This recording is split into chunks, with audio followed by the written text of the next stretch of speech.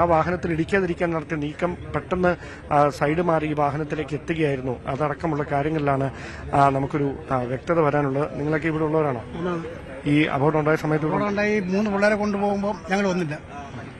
അത് കഴിഞ്ഞ് വന്നപ്പോഴാണ് ഈ 4 പേരെ എടുത്തത്, ഇതിന്റെ ഡ്രൈവർ ഉൾപ്പെടെ കൊണ്ടുവന്നത് മണ്ണ് മാന്തി എടുത്തത്.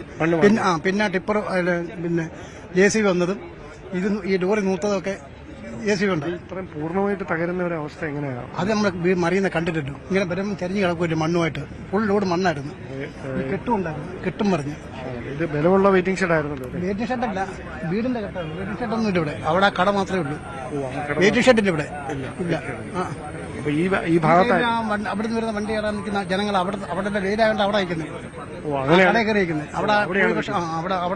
അവിടെ ഇന്നൊരഞ്ഞ് മറിഞ്ഞത് അതിന്റെ ഈ മതിൽക്കെട്ടടക്കം മറിഞ്ഞത്.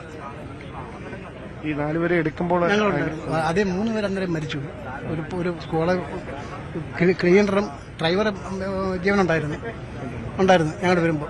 ഞങ്ങളുടെ നോക്കാൻ ഡ്രൈവർ പിന്നെ ഫയർഫോഴ്സ് വന്നാൽ കട്ട് ചെയ്തെടുത്തുകൊണ്ട് പോകുന്നത്. അന്നേരം ജീവനുണ്ടായിരുന്നു. ഇന്നത്തെ കാര്യം അറിയുന്നില്ല. എന്തായാലും കൊട്ടാരക്കര താലൂക്ക് ആശുപത്രിയിലേക്ക് അടക്കമാണ് പരിക്കേറ്റവരെ മാറ്റിയിരിക്കുന്നത്. അവരുടെ ആരോഗ്യനില സംബന്ധിച്ച കൂടുതൽ വിശദാംശങ്ങളൊക്കെ ലഭ്യമാക്കേണ്ടതുണ്ട്. ഈ പരിശോധനകൾ ഉദ്യോഗസ്ഥരുടെ നേതൃത്വത്തിൽ തകൃതിയായി എല്ലാ വശങ്ങളിലും നടക്കുന്നുണ്ട്. കൂടുതൽ ജനപ്രതിനിധികൾ MP ഉൾപ്പെടെയുള്ളവർ ഇവിടേക്ക് അല്പസമയത്തിനകം എത്തും. അദ്ദേഹം ഇവിടെ ഉണ്ടായിരുന്നു. അല്പസമയത്തിനകം എത്തും. ആശുപത്രിയിൽ സന്ദർശിച്ചതിന് ശേഷം അവിടെ സ്ഥലത്തേക്ക് എത്തും എന്നാണ് അറിയിച്ചിരിക്കുന്നത്. എന്തായാലും ദാരുണമായൊരു അപകടത്തിന്റെ ബാക്കി പത്രം എന്ന് പറയുന്നത് ഈ തകർന്ന തരിപ്പണമായ വാഹനവും ഈ സമീപത്തെ തകർന്നിരിക്കുന്ന ഈ തീർച്ചയായും അവിടെ നമ്മൾ നേരത്തെ ആ വാഹനത്തിന്റെ ദൃശ്യങ്ങൾ കാണുമ്പോൾ എനിക്ക് തോന്നുന്നു അത് വയനാട് രജിസ്ട്രേഷനുള്ള വാഹനമാണ് എന്ന് തോന്നുന്നു. KL12 എന്ന് കണ്ടതുപോലെയാണ് എനിക്ക് തോന്നുന്നത്. ഇത്തരം ഈ ഒരു അവിടെ ആ പ്രദേശവാസി സൂചിപ്പിച്ചു അതൊരു വെയിറ്റിംഗ് ഷെഡ് ആയിരുന്നില്ല, മറിച്ച് അതൊരു ബസ് സ്റ്റോപ്പാണ്. അത് ഒരു വീടിനോട് ചേർന്നുള്ള ഭാഗം അല്ലേ, അങ്ങനെയാണ് പറയുന്നത്. KL12 തന്നെയാണ് വാഹനത്തിൻ്റെ നമ്പറായി നമുക്ക് കാണാൻ സാധിക്കുന്നത്. അപ്പോൾ വയനാട് രജിസ്ട്രേഷൻ കരുനാഗപ്പള്ളിയാണ് എന്ന തരത്തിലുമൊക്കെ പറയുന്നുണ്ട്. KL12 ആണ് നമുക്ക് കാണാൻ സാധിക്കുന്നതും. യെസ്, റീ രജിസ്ട്രേഷൻ നടന്നിട്ടുണ്ടാകും. 16 വർഷം ആയി എന്ന് പറയുന്നു. ശരി, അപ്പോഴും ഈ നേരത്തെ ഈ കൊടിക്കുന്നിൽ സുരേഷ് MP പറഞ്ഞൊരു കാര്യം എന്നത് ഈ റൂട്ട് അങ്ങനെ തിരക്കുള്ള ഒരു റൂട്ടല്ല എന്നുള്ളതാണ്.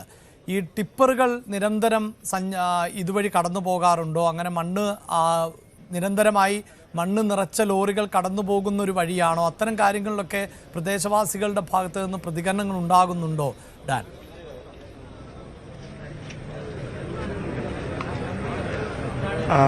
നമുക്ക് ഈ സംഭവം അറിഞ്ഞ് ഇവിടേക്ക് മറ്റ് അടുത്തുള്ള സ്ഥലങ്ങളിൽ നടക്കം എത്തിയിരിക്കുന്ന ആളുകളുണ്ട്. അതുകൊണ്ട് നമുക്ക് കൃത്യമായി ആ വിവരങ്ങൾ തരാൻ കഴിയുന്ന ആളുകളെ അല്ലെങ്കിൽ അത്തരം ആളുകളോട് അക്കാര്യത്തിലൊരു പ്രതികരണം തേടിയിട്ടേ കാര്യമുള്ളൂ എന്ന് തോന്നുന്നു. കാരണം ഇങ്ങനെയൊരു നടുക്കുന്ന സംഭവം അറിഞ്ഞ് സമീപ സ്ഥലങ്ങളിൽ നടക്കുന്ന നിരവധി ആളുകൾ നമുക്കറിയാം ഇവിടേക്ക് എത്തിക്കൊണ്ടിരിക്കുന്ന വലിയൊരു ജനപ്രവാഹം പല സ്ഥലങ്ങളിൽ നിന്ന് ഇവിടേക്ക് എത്തിക്കൊണ്ടിരിക്കുകയാണ് ഈ അപകട വാർത്ത അറിഞ്ഞത് മുതൽ. അതുകൊണ്ട് അക്കാര്യത്തിൽ ഒരു അല്പം കൂടി കാത്തിരുന്നാൽ നമുക്കത് കൃത്യമായ വിവരങ്ങൾ തരാൻ കഴിയുന്ന ആളുകളിലേക്ക് നമുക്ക് എത്താൻ കഴിയുമെന്നാണ് പ്രതീക്ഷിക്കുന്നത്. എന്തായാലും ഈ സ്ഥലത്തെ ഇത് വെയിറ്റിംഗ് ഷെഡ് ആയിരുന്നില്ല, ഒരു 3-4 വ്യാപാര സ്ഥാപനങ്ങളാണ്. അതിൽ ഒരു സ്ഥാപനത്തിനടുത്തേക്കാണ് ഈ ആളുകൾ കൂടി നിന്നിരുന്നത്.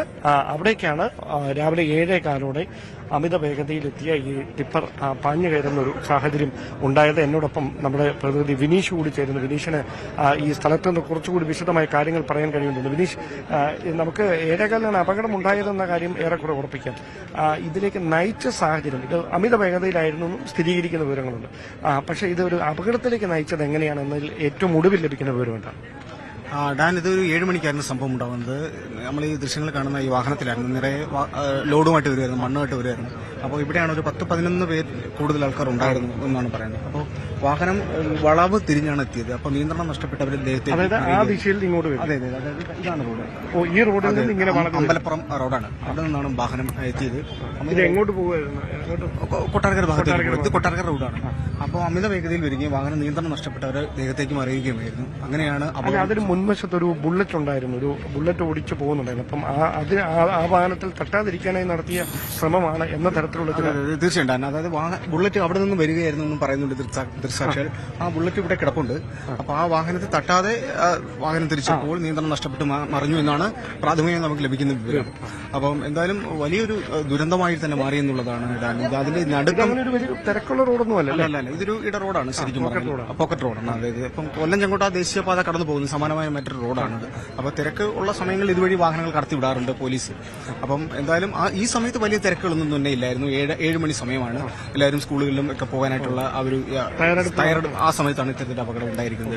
ഇപ്പൊ ഏറ്റവും പൊതുവെ നമുക്ക് ഈ ബാക്കിയുള്ളവരുടെ ആരോഗ്യം നൽകി ഡ്രൈവറുടെ അവസ്ഥ എന്താണ്, ക്ലീനറുടെ അവസ്ഥ, ബാക്കിയുള്ള ആളുകളുടെ പരിക്കേറ്റവരെ നിലവിൽ ലഭിക്കുന്ന വിവരം എന്താണ്? നിലവിൽ 3 പേരാണ് മരണപ്പെട്ടത്. ബാക്കിയുള്ളവർ എല്ലാം തിരുവനന്തപുരം ആശുപത്രിയിലും കൊല്ലം ജില്ലാ ആശുപത്രിയിലും കൊട്ടാരക്കര താലൂക്ക് ആശുപത്രി, സ്വകാര്യ ആശുപത്രി അടക്കം ചികിത്സ ആരെങ്കിലും പരിക്ക് ഗുരുതരമാണ് അങ്ങനെ എന്തെങ്കിലും ഗുരുതരമായവരെയാണ് തിരുവനന്തപുരം മെഡിക്കൽ കോളേജിലേക്ക് മാറ്റിയിരിക്കുന്നത്. അത് എത്ര പേരുണ്ട് എന്ന്? അത് ഓരോരുത്തർ മാത്രമേ ഉള്ളൂ. ഏകദേശം ഒരു 10 പേര് താഴെ മാത്രമേ ഇപ്പോൾ ചികിത്സയിലുള്ളൂ. അത്രയും അതിൽ തിരുവനന്തപുരത്തേക്ക് മാറ്റിയിരിക്കുന്നവർക്കാണ് ഗുരുതരമായി പരിക്ക് മെഡിക്കൽ കോളേജിൽ. തീർച്ചയായും. ഓക്കെ. അപ്പം മറ്റ് ജനപ്രതിനിധികൾ ആരെങ്കിലും കൂടുതൽ MP അല്ലാതെ മറ്റാരെങ്കിലും എത്തിയിരുന്നു? എന്തെങ്കിലും കൂടുതൽ? മന്ത്രി ഇപ്പോൾ ഉടനെ എത്തുന്നതാണ്, ബിന്ദു കൃഷ്ണ ഉടനെ എത്തുമെന്ന് അറിയുന്നു. അതുപോലെ തന്നെ കളക്ടർ എത്തിയിരുന്നു. അപ്പം ജനപ്രതിനിധികളെല്ലാം തന്നെയുണ്ട്. ഇത് വലിയ ആശ്വാസകരമായി, ഇതിന്റെ രക്ഷാപ്രവർത്തനം വലിയ ആശ്വാസമായിരുന്നു. പെട്ടെന്ന് തന്നെ ഫയർഫോഴ്സിലെ അപകടത്തിന് തോത് വർദ്ധിച്ചാണ്. അതെ, തീർച്ചയായും. ഫയർഫോഴ്സിൽ വീട് അറിയിച്ചപ്പോൾ തന്നെ പെട്ടെന്ന് തന്നെ എത്തി രക്ഷാപ്രവർത്തനം നേതൃത്വം നൽകി. പെട്ടെന്ന് തന്നെ ആൾക്കാരെ ഇവിടെ നിന്ന് കൊണ്ടുപോയി രക്ഷപ്പെടുത്താൻ സാധിച്ചു എന്നുള്ളത് വലിയൊരു ആശ്വാസമാണ്. ശരി ഡാൻ, ഞാൻ രണ്ടുപേരും കൂടുതൽ വാർത്തകൾക്ക് News 18 Keralam YouTube channel subscribe ചെയ്യുക.